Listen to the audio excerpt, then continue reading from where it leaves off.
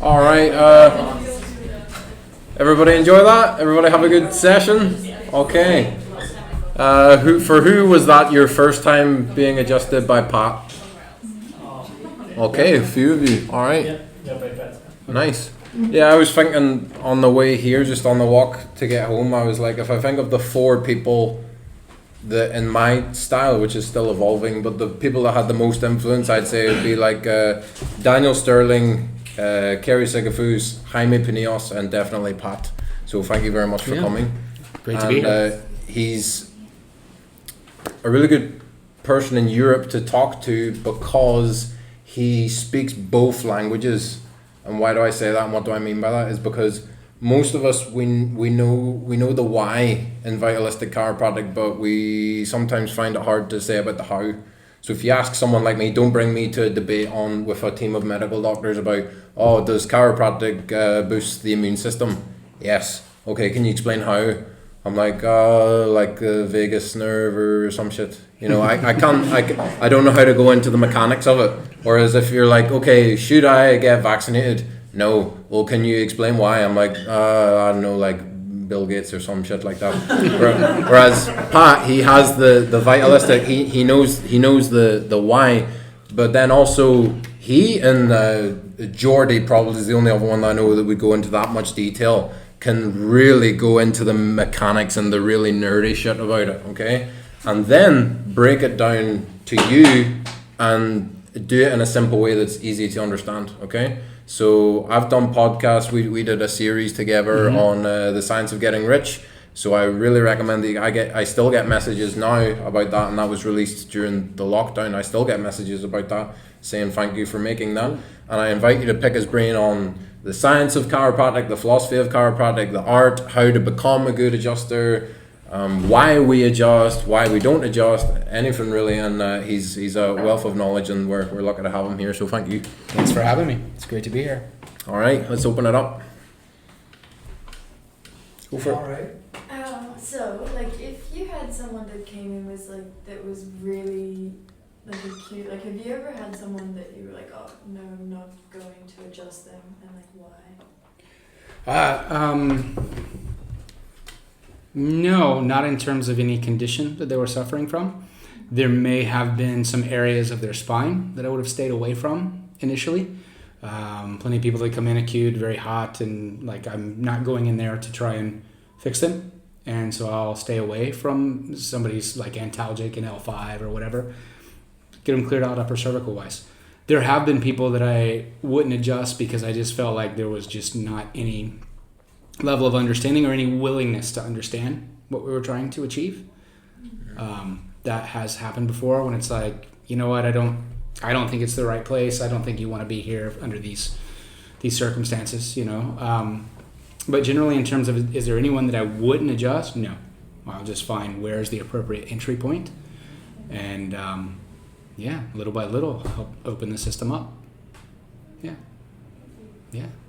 Maybe a basic question, but why you don't manipulate the limb? Well, that is not a very basic question. That was a very long question, a very long answer. And it may seem like a semantic issue, but I don't use the term manipulate. In my vernacular, I'm not trying to manipulate a joint in the sense of, for me, an adjustment is very, very different from a manipulation, because you can manipulate a cadaver, you can manipulate a corpse.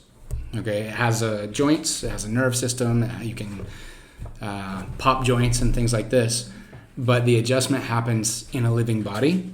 And the quote that I was reading earlier, that adjustment is that it's really that enticement to get innate to make the correction. So that being said, I think in terms of the limbs, I will address them sometimes. And I know there's a big philosophical debate that we could get into about that. I adjust below C2 as well, so maybe I'm a mixer. But I did upper cervical for quite a while. But I'm generally going to stay away from the limbs for most people most of the time. And there are times when something's not clearing in the spine. And I think that there are some neurological contributions from the limbs that can help clear the spine. especially with people. I tend to see it more in athletes, to be honest. Okay, or someone that's broken a limb, things like that. But I don't have a philosophical problem with adjusting the extremities. But I'm definitely not touching them until I've cleared their spine out for quite a while. Yeah. I had that debate as well for a while because of the Sigafoo stuff. I'm not adjusting a limb. Now I'll go for it. I have no problem. It takes me 2 seconds. I wrestled it because I was like, well, if you're going to adjust a limb, why don't we stretch piriformis and then open up that whole door into all these other things? Now it takes me 2 seconds. I can do it with a drop piece and it clears something up and might make them a bit more stable in the spine. And it depends on, I mean, we can address this philosophically, but it depends on your definition of what the adjustment is, what the subluxation is. And, I mean, for me, I went backwards. I first was introduced to philosophy from Arnaud Bernier. He was the first person that really just affected me on a very deep level of the power of what we're doing here and the beauty of chiropractic. And I love him for that. And then I went to his mentor and I learned from Reggie Gold. Okay, and so then I went backwards from there, and I started going back to BJ and Stevenson, and then going back there, and then I finally got to D.D. Palmer. And for me, D.D. Palmer's stuff is the greatest stuff that's ever been written in chiropractic. So he would explain about the neuroskeletal tension framework, and in up to 5% of the cases, that distortion of the neuroskeletal tension framework could be in the extremities. Okay, and he viewed it as this global phenomenon that's affecting everything because he saw the spine, the skeleton, as something that anchored the nervous system like a spider web in a door, right? And so you can touch it anywhere and affect it, and depending on where the distortion was distorting, and he never had the idea of a bone pressing on a nerve, but rather an impingement, which is a stretching of a nerve, and that tension and tone. And so from that perspective, that really cleared a lot of things up for me. Hey, if Didi said it's cool, I'm okay with it. Yeah. Yes. With the neurology, did you start study like extra courses after you graduated? Mm-hmm. And did that help with your understanding also of the body and how everything also works? Did it help with your adjustments? 100%. Yeah. So like probably my first really big mentor was Arnaud, and then the second would be Ted Carrick. So I did the Carrick program, really recommend that. The reason that I thought you were talking about Spanish and English, man, the two languages. Well, you can do that too. But I was like, yes. But no, vitalism, mechanism, and going down that path. The philosophy is really what anchors us in what we do and how we understand the body. But I love this other quote by Deed Harrison that says, when your mechanism wears out, where will your vitalism live? Right? And so I'm very much anchored in the philosophy of what we do, and I'm open to inductively check our deductive premises and see, like, how do these mechanisms work? I mean, as the science advances, I want to know as much as I can about how it works, and we're specialists of the nervous system, right? And so I want to be able to understand it and discuss that with a neurologist or whoever, because I think that what we do is really validated. First of all, it's just real, and it's validated when you start adjusting people and you start seeing what changes in their lives. And it's so much more than pain or conditions, but they start to change as human beings. And this is a brain-based phenomenon. You're like changing literally how they show up and express themselves in the world. So I don't see it as an either or. I think that neurology actually deepens my love for chiropractic and my respect for the chiropractic adjustment. So, yeah. When did it become fun to study neurology? Because it's not fun. But then years later, you'll look back and you'll be like, that's why they taught us that. Yeah. I hated embryology in first year. I hated it with a passion. And it's only now that I'm working with mothers and babies that I'm like, oh, at this time that, and I'm like, that's why they taught us that shit, you know? Yeah, I want to go back and study all the courses you guys are doing, because you're just like, it's like drinking through a fire hose when you're going through the first time. You're trying to get everything down. You're learning it from this medical mechanistic perspective. And then another mentor of mine, a teacher that I had, was Mike Hall, and really, really great functional neurologist, but also just a badass chiropractor. Amazing adjuster. Michael Hall. And he taught neurology in a way that just, oh my God, it blew my mind. He was like, yeah, in embryology, you've got an alar plate and a basal plate. And the alar is your afferent information that's going out. The basal plate becomes motor, and then it all starts to start twisting this way and that way and that way, and that's why these tracks are on the front and these are on the back, and it's a sensory driven system, and if you don't get this sensory input, the whole system doesn't work right. So it just all of a sudden it just became relevant to chiropractic, and like, why are you doing an adjustment? You're restoring the actual ability for their nervous system to perceive their environment the way it's supposed to be, and that's what changes their experience of life. So I can't remember what the question was. When did it become fun? Oh, when did it become fun? Yeah, I think the first time I heard Mike Hall speak and it just became relevant, like, oh, I see why that's connected to an adjustment as opposed to, all right, I got to figure out where this longitudinal level of the lesion is, and if they have this symptom and I don't know where, this eye, and it just all seems so clinical at that point, but it didn't have any tangible effect for me in terms of like, well, what does this mean? Yeah. If I adjust them, why would anything get better? And so the moment that I started to understand more about afferent neurology and why the adjustment can change vision, can change hearing, can change, the way your ability to do math, was just mind blowing for me. Like with neurology, would it also help to explain to patients, to help them understand this is why we adjust as well? Is it using it as a basic, the most basic type of neurology to explain to patients? Does it help them understand? Yes, it does. Yes and no, and I go through phases. Yeah. Depends on the person in front of me, and I think you need to be able to explain it to just every kind of person in different languages. I'm dropping a lot of names here, but I've learned so much from so many people. Brandy and Don McDonald, who teach a program called the Vitality Shift, and one of the really, really beautiful big pieces that I got from them was chiropractic love languages. All right, you guys have heard the book, The 5 Love Languages, and how you may give love one way, but you receive it another way. Well, anyway, they talked about words of affirmation. Words of affirmation. Yeah. You're doing great, man. Thank you. Loving it. I love the podcast here. And so they did it in terms of I think it was structure. They have 3 of them, but it's a structural. So somebody is my posture's this way and it's affecting your nervous system because this. And then somebody else, it's how they feel and the stress. And it's you got all this stress physiology happening, and when that happens, your flexors get tight and you go like this and da-da-da. So just basically finding out how do these people communicate and then learning to explain it in a way that's relevant to them. So just having a cookie cutter approach doesn't tend to work well with real human beings. So having several ways you can explain it quickly, effectively, efficiently, and still congruently, but learning to speak in a way that they can hear. Speak their language, as much as I can. Yeah. I'm not a neurology nerd, but you'll have some people that come in for a first visit and you're like, okay, foot on hose. If you have a hose, the water's coming out, you put pressure on it, that's what's happening with your nerve, and that's enough.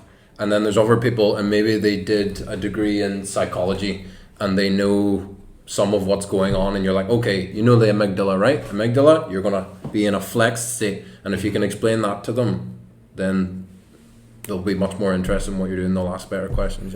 Yeah, and a big part of my communication was learning to explain how alterations in your nervous system affects your entire life. It affects, and I've come up with this is my idea, it affects your posture, it affects your physiology, it affects your psychology. And if I can make those things relevant to people, and basically all I need them to get is your body's intelligent, you live your life through your nervous system, and when you've got these blockages here, and your body and brain can't communicate as well, it's going to affect your posture, your physiology, and your psychology. And as we get you cleared out, you can expect to feel and function better and experience life differently. And the conversation may be shorter, longer, but that's the core of what I want to get across to them. Yeah. What would you recommend as a neurologic chiropractic to learn about it? What you told us before. Yeah. It's such a deep and broad topic to get into. I definitely recommend Mike Hall's program. He's got a 4 module series. It's really good. It's a good kind of starter course to get you into it. Robert Melillo's got great work. Really, the gold standard, if it's something you want to get into, is do the CARIC program. The CARIC program will get way more into functional neurology as even outside of chiropractic, but I think it's a wonderful, wonderful program. It gives you tremendous information. I've chosen to chiropractic is bigger to me than functional neurology. So it's just something I have to be real conscientious with. What I want to do, I'm a chiropractor, I adjust people, and that's what I want to focus on. So some of it is not necessarily relevant to the practice that I do, if that makes sense. But I value every bit of the information that I have. Yeah. Oh, I have another question. Mm-hmm. Have you ever done like another technique, like AK, Gunstead, and would you recommend us to Mm-hmm. maybe shift to one or other, not that one? No, I started off in Gonstead. That was kind of my first real technique that I fell in love with. Then I started studying CVP a lot, which is really great. A really great understanding of how soft tissue works and remodeling, and there's just a wealth of information. We did AK in school, but it never really resonated with me. I never really resonated with SOT or AK. I think they're wonderful techniques, and people master them, and they help a lot of people, but it just never spoke to me. I just could never... I was like super mechanical before I got into the vitalism, and my background is very science-based, and I need to understand how things work. And so I just couldn't get clear on some things with it, but... Anyway, yeah, what was the point? And then after the other techniques, really spend the time and master the upper cervical area, the craniocervical junction. You need to get good at clearing C0, C1, C2. Those are the desert island adjustments. If you could do one thing for somebody, that's the area to get good at. I spent a lot of time learning knee chest, upper cervical. Highly recommend it. And from there, I mean, study them all. Study them all with a very open mind, because you learn in Gonstead, it's about the wedging of the disc, and you're going to reference the spinous, and you'll go to Thompson and they'll look at the body rotation. And it's like you get all these little pieces of like the blind men looking at the elephant. You guys know that analogy?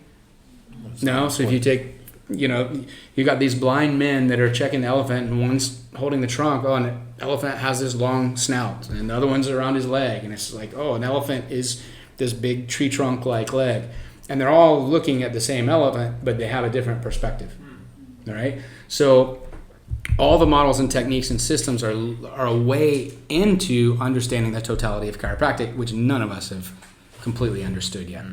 That's a nice one. I like that. The one Travis Corcoran said to me was art. So if Pat does a pastel drawing and I do an oil painting, and I say, oh, well, what he's doing is not art. Well, it is. It's just his way of looking at it. It's a different way of expressing that art, but it's still art. And the thing that I always come back to in terms of, especially any kind of technique war or pissing contest about this, it's we're not making the adjustment. The quote that I said to you guys is that my adjustic thrust is an enticement to get innate to make the adjustment. And the reason that's relevant is because you have people who've gotten miracles, who've gotten people out of wheelchairs, who've gotten crazy successful things with upper cervical. You had people like Hugh Logan that had crazy miracles just adjusting the sacrum and using the sacrotuberous ligament as a lever. You've got people doing SOT at the top and bottom. You've got craniosacral. You've got all these things, but it's ultimately you're putting energy and information into an intelligent system. So you've got to remember that it's working with innate is what's making it happen. Does that make sense? Cool. Awesome. Another question.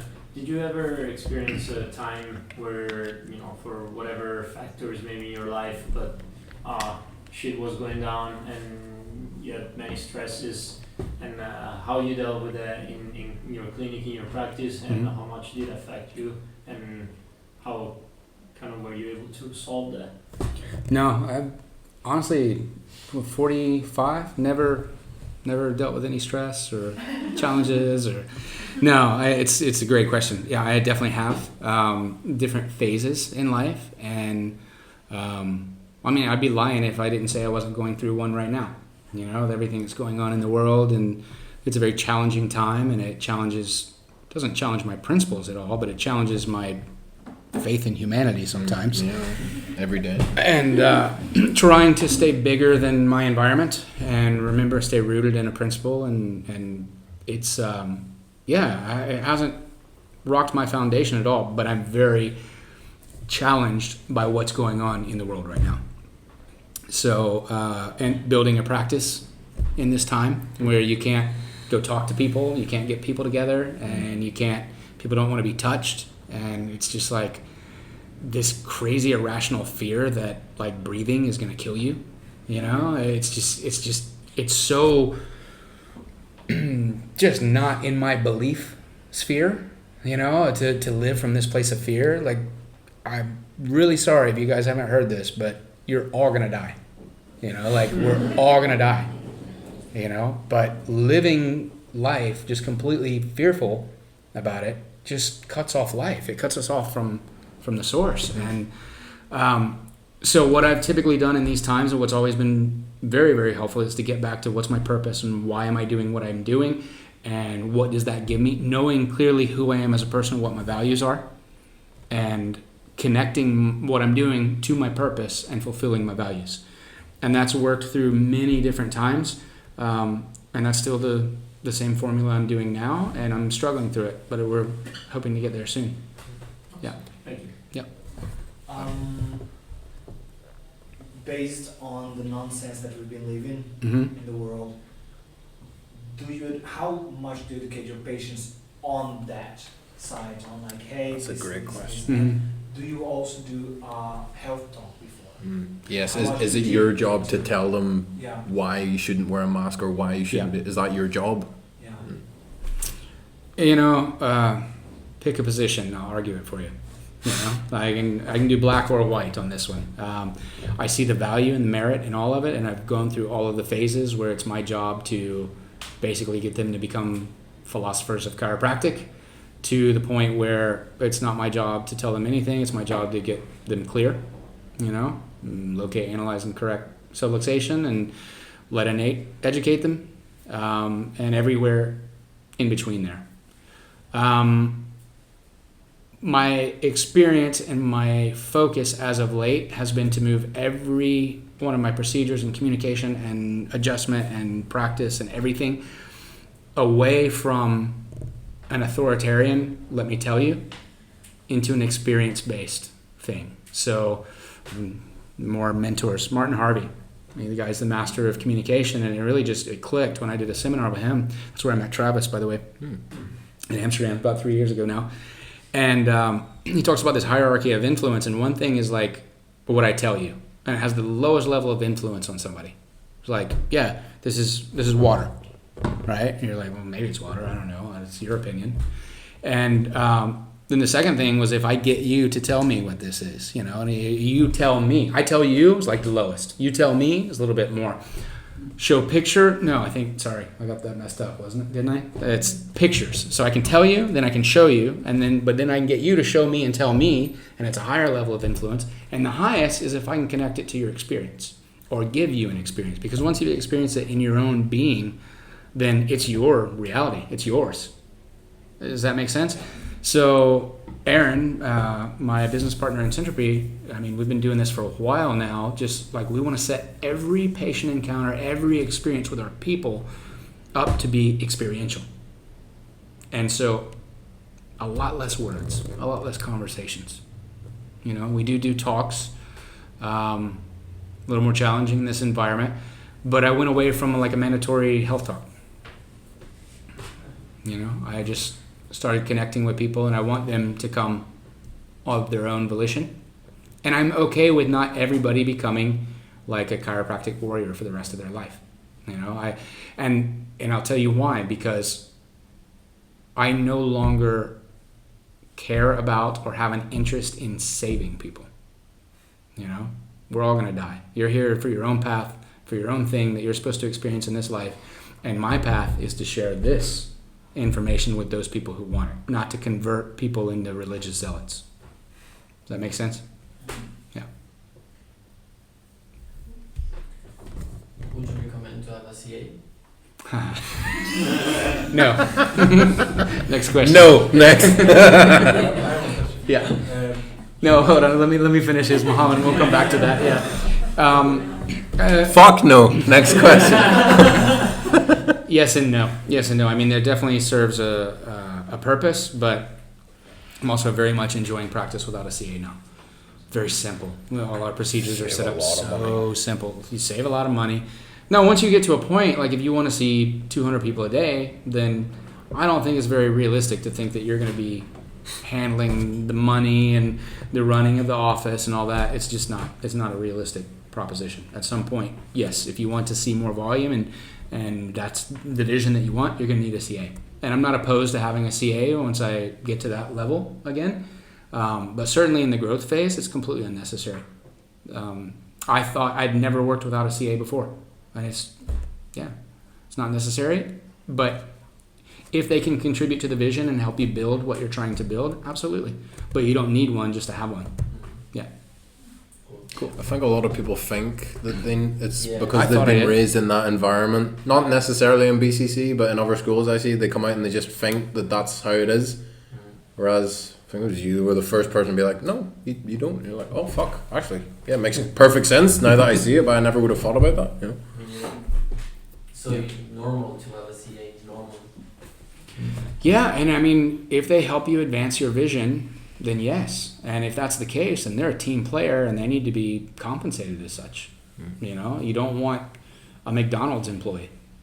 You know, if you're out there to change lives, and you want somebody who's on board and they need to be a part of a team. You know, but yeah, you also don't need a CA in the beginning. Cool, Mohammed. Yeah. So you said that you come from like a really scientific background. Mm-hmm. So with connecting and window and sweet spot, Mm-hmm. except practicing a lot, what is the best tip that we can use right now to become better at it? Yeah. It's an experiential based thing, meaning like I can explain it to people, but the best way is to learn to move through your body, through the centers of like energy centers through your body, and learning to tense them and relax them, because a lot of times what happens is we are moving through the world with all this tension in our body. And it's like we're not even present in our body at that part because it's just locked in another moment. Mom and dad, they didn't say the right thing to you when you were 1 year old or 2 years old, and you thought you were unworthy of love, and oh my God, I'm bad, and you have all these social masks and these ways to act in the world, and it's just like it's a constant process of going and like, oh, what is that feeling? Yeah. Where is that? Where there? did And that like, come from? Totally. And learning to feel into it, because what happens is the world we're in now tends to pop us up into our head. And so a lot of our work is how can I get my consciousness back into my body and reconnect to my body. Exercise, like yoga, breathing exercises, prayer, meditation, things that bring you back to center and make you present. Gratitude. Gratitude, yeah. Huge. I think you meant like you're from a very academic background and he's very academic. Were you asking how to take these sort of more ethereal Eastern philosophical concepts and integrate them into a scientific background? Okay, so imagine basically your brain is this processing. He's a medical doctor, by the way. Okay, perfect. So your brain is processing all this sensory information, and there's parts, the homunculus, so you know where all your body parts are and things like that. But then there's parts of you that are holding on tight, and you have like a limbic motor system. So generally when your limbic system is all fired up and it's cranking, you're more in a beta brain activity, and you're vigilant around the environment for predators, and you're sounding, the amygdala's firing the alarm, your scalenes will get tight, your diaphragm gets tight, He hasn't your got a mask on. pelvic floor gets tight, and everything is like, you'll notice more flexion and shorter breathing, and your eyes will expand like this. So it's just the scientific perspective, I guess, or the mechanical perspective would be to learn to get your nervous system to just reintegrate and go, hey, is there a tiger out here right now trying to kill me? Probably not. Okay, so where my body is wound up, and how can I bring my body back into this moment right now? And you start to drop into more of an alpha brainwave, and your diaphragm starts to open up, and you breathe more in your belly, and you notice that the front of your body can open. And I mean, there's a lot of esoteric stuff, but yeah, it's just a practice of getting back into your body. We talk about mindfulness and all the studies behind mindfulness and meditation, but I think equally important, if not more important, is embodiment. and getting into our physical bodies instead of just living from here. Does that make sense? Yes. Yeah. Makes sense for you. It's very hard to explain that out there to them. 'Cause Yeah. they're- It is, but sometimes you just tell people, it's like, yeah, you're wound up. I can't talk people well. I can't talk people into health. I need to get them on the table and breathing and moving and adjusting them. And that's what's going to get them back into here, if that makes sense. Yes. Yeah. Cool. So nowadays we have Heidi, right, doing all the research and all stuff, and she said, yeah, that's the reason all technique works, right? What's your opinion on how would you describe her work? I don't know that I can speak for her, like as a real authority, but I think what she's doing really, really well is still holding to that we have an analysis system. We're looking for a subluxation, and basically the effect of the adjustment on the nervous system. So I think she's really, really good at that. I know there's some critics and some people, they want it to just be vertebral subluxation, and the scientific world and research, it's different in peer review. But again, I don't know that I can really speak to her case. I think she's doing amazing work. I love her studies, and they're some of the best studies that we have. So yeah, I don't know if I could speak for her, really. Who asked the neurology question? Jalen. That's a good book. The Reality Check by Heidi Havoc, and it's easy to understand. Jesus, if I can understand it, then you'll be fine. You know, it's a really nice one, and you'll read it in a couple of days, and it's like a crash course in chiropractic neurology. You know, really good. I can lend it to you if you want. It's great. Nice It's one. really good. Yeah. Do you see kids? Mm-hmm. Like babies as well? Mm-hmm. Yeah, not a lot. I mean, I'm not a pediatric focused practice. But yeah, I definitely, I will, especially when I built a rapport with parents and they ask, can they bring their kids in? But I wouldn't necessarily be a first port of call for a lot of people. I don't get a lot of people coming in for pediatric cases. I know there's a lot of people that specialize in that. And it's beautiful. That's why I love that we have different kinds of chiropractic. You know, people go try medicine or dentistry and they go, oh, I didn't like that doctor or that dentist, I'll go try another one. But unfortunately people come, oh, I tried chiropractic and I didn't like it. You know what I mean? So I'm happy that if someone, it feels better served in another chiropractic office, maybe with a different technique, or they're more focused on kids. So I think it's wonderful. I'm more focused on just kind of average Joe, middle of the road kind of person. So, Me too. yeah. And where did you discover chiropractic? When I was 15, I broke my back lifting weights, and had a really bad compression fracture. And yeah, I went to a chiropractor and had a just amazing experience. And he never explained anything about what chiropractic was. But he was a very good adjuster, and he was very present. He had a very powerful energy. Big, huge guy, played American football, but just full of love, like a very loving human being, you know, like he was just this big, imposing figure, but just very open. And I just remember going there and, yeah, just getting adjusted and just knowing how much better I felt every time I got adjusted. And when I would leave there, I would ask my mom, like, can I keep going? And the insurance would stop paying at a certain point because maximum medical improvement. But I just always wanted to go to the chiropractor. And I had several experiences somewhat similar to that finally led me to realize, like, I think I need to be a chiropractor. But I never understood what chiropractic was until I was a year in the chiropractic school. So it's thanks to your parents? Mm-hmm. Because I mean, for example, in France, like if someone break his back, we not gonna bring him to a chiropractor. We're gonna bring him or to the hospital or to a doctor. So Yeah, I went there first. Yeah, and a week or two later, I can't sleep, I can't breathe, I'm medicated and like a zombie, but I still am in horrible pain. And Mom was like, "Yeah, well, let me take you to my chiropractor." I had no concept of what a chiropractor was. I didn't have any. I didn't know, is this weird? Are they good? Are they bad? Just like, yeah, we're gonna go to a chiropractor. Okay, something helped me, and it did. It was the only thing that helped me. So yeah, thank God. Thanks, Mom, Thanks, as well. Mom. When are you going to be in Joe Rogan? We've spoke about this before, me and him.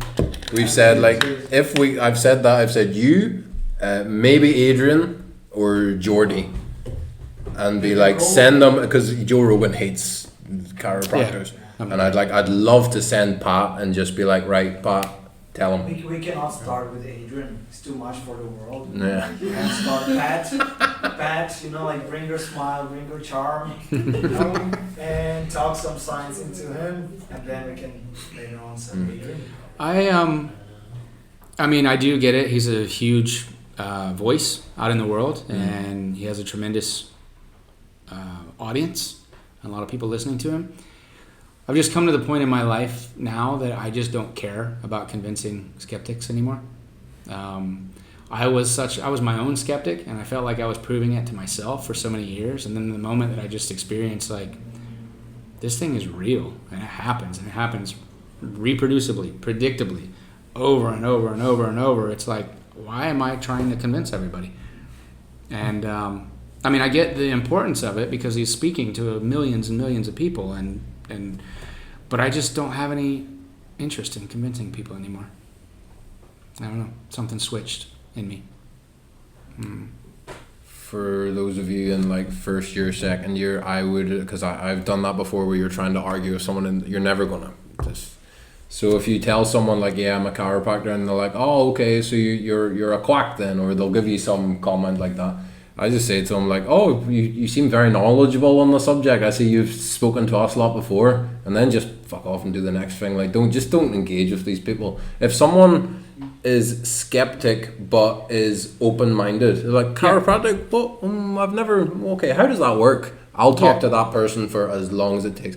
But if they come with that energy of like, oh, that's a quack, just don't bother, because there's enough people out there that want to hear what the message that you want to talk about. And it's like changing somebody's mind on social media, on Facebook. Like, you're not changing their mind, right? No, you're not changing who they're voting for by getting into a conversation on Facebook, So I struggle with that too. I just wasted enough of my life energy, and I just don't want to do it anymore. It still catches me every once in a while. Yeah. I still get wound up on certain things, but I try and catch myself.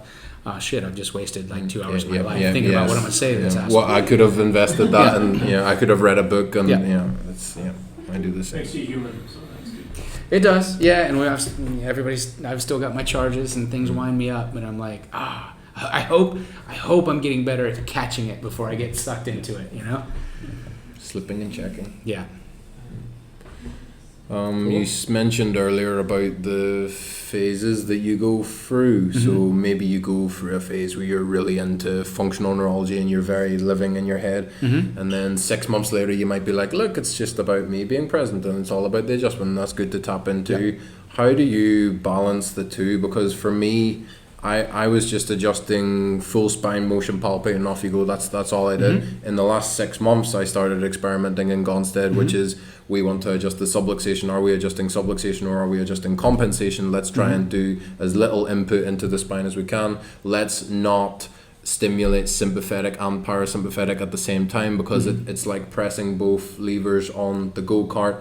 And now, kind of before I adjust, I'm like, okay, weighing up the options, and it's a lot more mentally taxing. And I feel now that I'm in that phase where I'm trying to live up here and I'm being more this way, that when it actually comes to the moment where I do the adjustment, that I'm not so much there. Whereas before, when I was just like, I feel it, boom, it wasn't affecting me as much. How do you balance the two, or is it just a phase that you have to go through? Have you been through that phase where you're very analytical, and then through another phase where you're just like, okay, I know what I'm going to adjust, and you go? Yes. Best analogy I've ever heard on that was I was sitting in Dallas the first time I brought Arno to Parker to speak at Parker, and started teaching a seminar there, and we were out eating breakfast, and I asked him that very same question, and he said, it's kind of like, he's like, here's the path, and in the beginning you're way off the path and you overshoot, and you overshoot this way and you overshoot, and as the further along you go in the path, you just start to get closer to the path, and it just happens with time, and then so you find your way. Yeah, but like head, body, heart, mind, like you're just going to start oscillating a lot, and you're just never really balanced in the beginning. It's normal because you're learning a new thing and you're building the experience and the skill set. And then as time goes on, you start to get more balanced and in line with where you need to be. Now I can think in neurology and be present at the same time. Okay. It's just a skill set. Right. And then another question I would have is, if you have had a period of time where you're not so much immersed in chiropractic, and maybe you're eating like shit and you're drinking too much, and I know maybe you've just gone through a terrible breakup or something like this, or there's something's happened in your life, someone passed away, and you're just not feeling it. How do you get that momentum back and get back into it? Because there's some months go by where you're just on and it's just chiropractic, and you're completely present, and then there's other months where you're like, okay, I'm just gonna lie until midday and drink beer at night, Yeah. How'd you get I've back experienced to all of those, every one of those experiences in chiropractic. Losing people, breakups, not taking care of yourself the way you should. Chiropractic's never really left me though.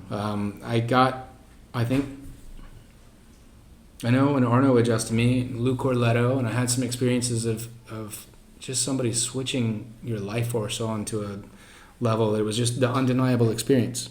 And once I'd had that, it was just a part of me, and it was like, there's no way that I can't bring myself to, or I have to be able to do that. Right. I have to be able to do it. It's not something that nobody has to wake me up in the morning to tell me to study chiropractic. Nobody has to motivate me to do it because I love it. Right. And I mean, whether I'm drinking beer and sleeping or not, I just love chiropractic. And sometimes it'll go into more of the mechanical phase and the mental so you sphere. Come in here and then you come back. Sometimes it'll be way more into like meditation and just really just making sure my vital energy is just cranking as high as it can be. Sometimes you go through lows in life. I mean, I think that's what happened when my mom died last year. I think that's when I just decided I don't care about being right anymore. Right.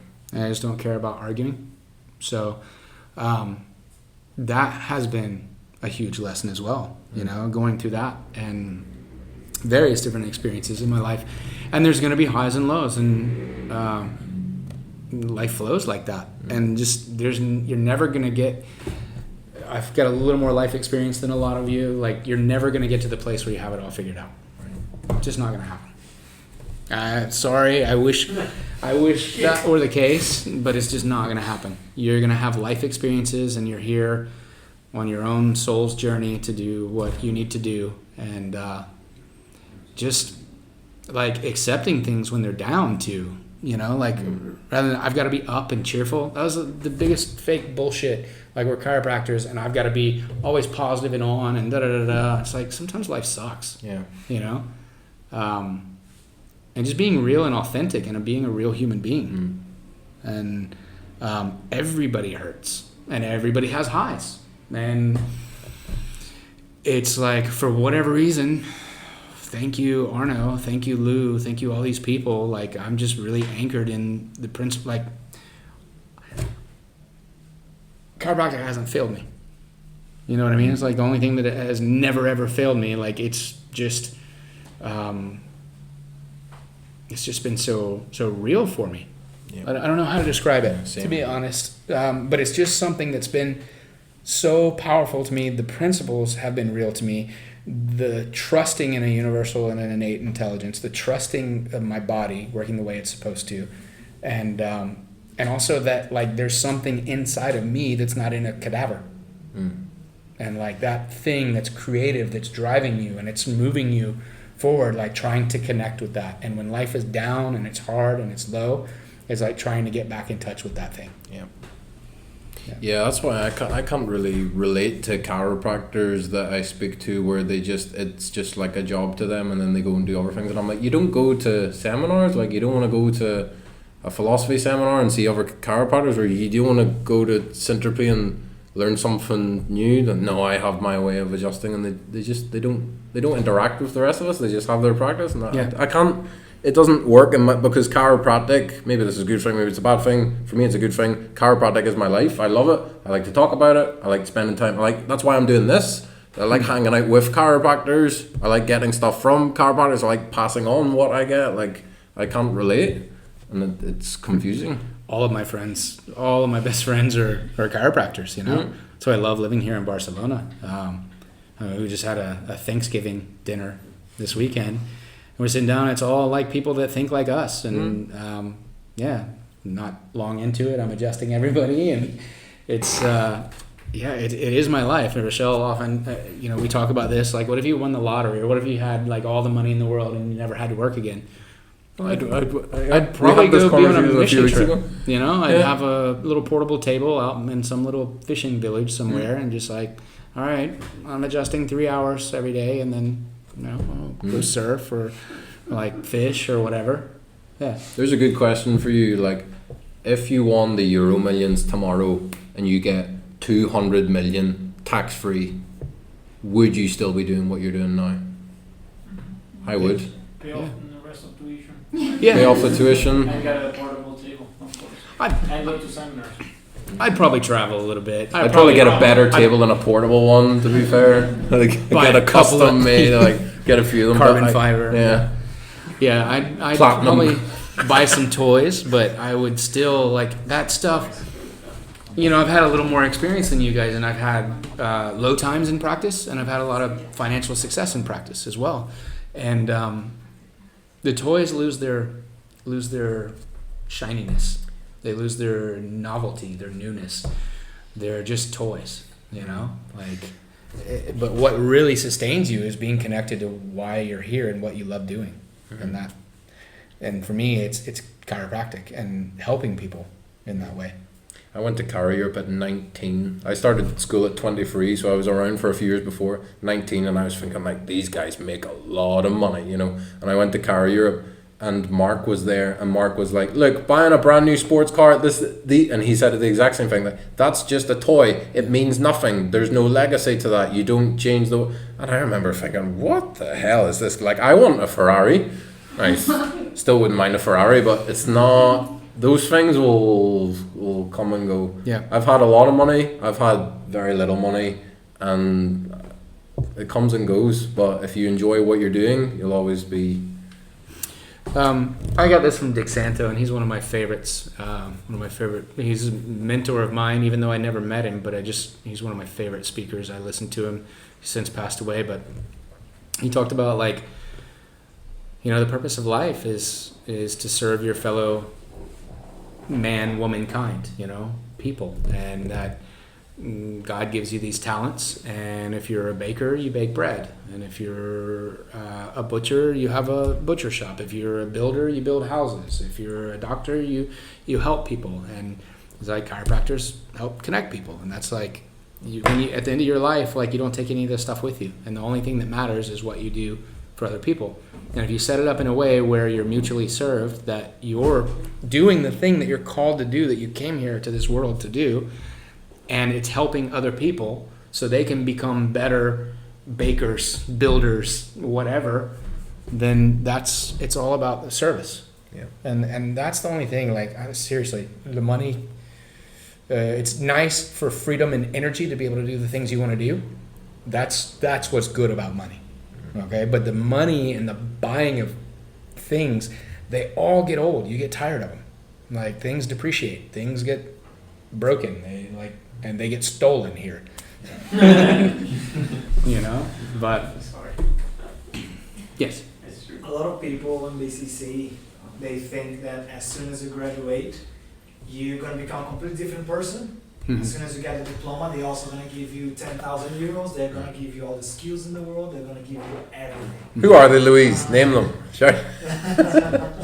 So, and some people understand that's not like that. You need to keep going, educating yourself outside the school. What's our major skills that you should acquire as soon as possible if you want to succeed in life? Whatever success means to That's a big one. you, you know. Yeah, Aaron and I, we teach a course called Practice Mastery, and we go through it, and we basically just, you can imagine like we build this thing, there's a foundation of the house, and there's 3 pillars, and then on top, and it's like, you guys have heard this a million times, was be, do, and have. And so you've got to be who you are first. Like, you got to be congruent with who you are, because we can give you scripts of things that aren't in line with who you are and how you interact in the world, and it's fake. But everybody focuses on the have, and like, I'm gonna get this practice, I'm gonna see these numbers, I'm gonna do all this, but like, why? What do you want it for? So the bottom is kind of your, like, who you are, what is your mission, your vision, your purpose, and your values. That's like, find out what your values are. Okay, that's the most important thing. Do the DeMartini value evaluation process. Okay, that is like number 1. Then the money is, rich people are. No, the value process is the one where you look at your space, time, energy, money, what you think about, what you visualize, what you daydream about, what you speak about. There's 13 of them in total. But it's like, your life demonstrates your values. You can't bullshit this one, because if it's important to you, it's in your life. So look in your space. What do you fill your space up with? What do you fill your time with? What do you spend your energy on? If money comes into your life and you get a big bunch of money, where does it go? Where do you end up spending it? Okay, what are you talking about? And so figure these things out, and what's important to you, and how you spend your time, energy, and money. But then also figure out how to link that to chiropractic. So that's one thing. The second thing is the 3 pillars that build the house are the adjusting, which you've got to be able to locate, analyze, and correct subluxation. That's like the art of what we're doing.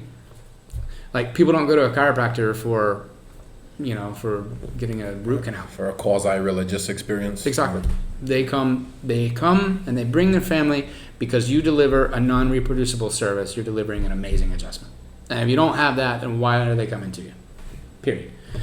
Second, you got to be able to communicate. You got to be able to communicate what chiropractic is, why it's valuable, and why it's valuable to their life in their values. Okay, so learning to communicate is huge. And then the third thing is protocols and procedures. Okay, so protocols and procedures are like how you run the office, the mechanics of it. You need all 3 of those things, and then you can have the things you want to have. So yeah. I'm having some trouble sometimes explaining what chiropractic is, because I've heard like from everyone some different explanations. How would you explain in a quick moment? Because sometimes I don't know, I'm in a party and I want to explain chiropractic in a quick way. How do you start explaining chiropractic? Well, I don't until something comes up in a conversation. If somebody just like explained chiropractic to me, like, yeah, why? What's your interest in chiropractic? What, what's going on with you or whatever. If I have people, in order to listen, have to be heard. And so if I'm just spouting stuff out and I know nothing about them, then it's like verbal diarrhea. So I need to know something about them first, and if I don't know them in some way, then I don't want to start talking yet. So I'm going to get a lot of information and kind of like what's going on in their life, and then it'll naturally arise that like, well, what do you do, or what are you into? And then the basic chiropractic explanation would depend very much on the conversation that we were having.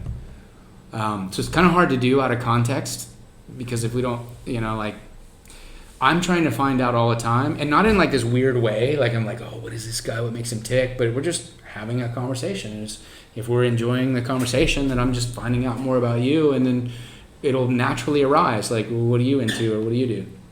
And then there's some people who's like, I'm not really vibing with this person, I'm gonna go talk to somebody else at the party, right? But then basically the only thing I want people to get, if they ask about it, is just like, you live your life through your nervous system. You live your life through your nervous system. It's everything. Every experience you've ever had will have every physiological function, all this. But I don't even go into that. It's just like you live your life through your nervous system. And we all have lots of stress. And stress, like, creates resistance and tension. You can't have physical tension without mental or emotional tension. You can't have mental, emotional tension without physical tension. Just body, mind are two sides of the same coin. And basically what chiropractic's about is like clearing that stress and tension so that we're more connected and we begin to feel and function better. And I'll make that relevant to whatever's going on in the conversation, but that's it, really. It's like you live your life through your nervous system, stress distorts it, and mental, body, mind are two sides of the same coin. The chiropractic adjustment helps like clear that out and reconnect you. And it'll make you posture physiology and psychology better. Some version of that. Yeah. We've time for one more quick one because we live in communist Barcelona where we have curfews. So one last quick one. Oh, geez. Yeah. I would ask, what is next in chiropractic? What do you think, for example, from this generation, Why did you point to them? You know we're not that much older than them. Yeah, no, but from this generation, us, right? So Yeah. we're still in school. Yeah. All the three masked people there behind the camera. Socially distanced. Yeah, so from us, what do you think, you already spoke about the pillars and everything, but what do you think would be the biggest thing that we could do to help our profession? Become good chiropractors.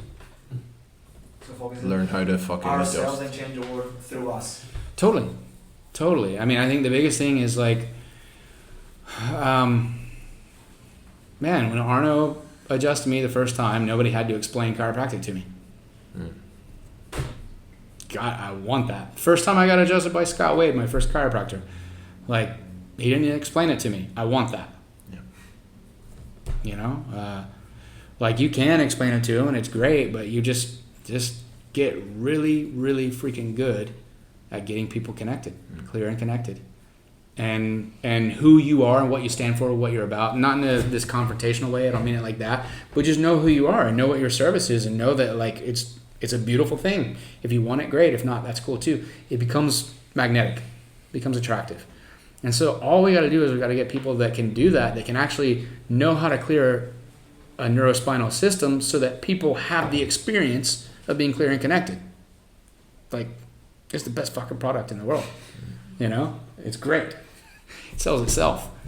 If we've put in the time and dedicated ourselves to the craft. You know? And that's really, I wish there's some secret to it, but there's not. It's just doing that well. And it takes a long time to learn it. And it's a very challenging thing to do. But anybody can do it. I don't have any special set of skills, you know, like, it's just, that's it. Learn to deliver the undeniable experience. Thank you. Yep. Quiet round of applause for the neighbours. Thank you very much.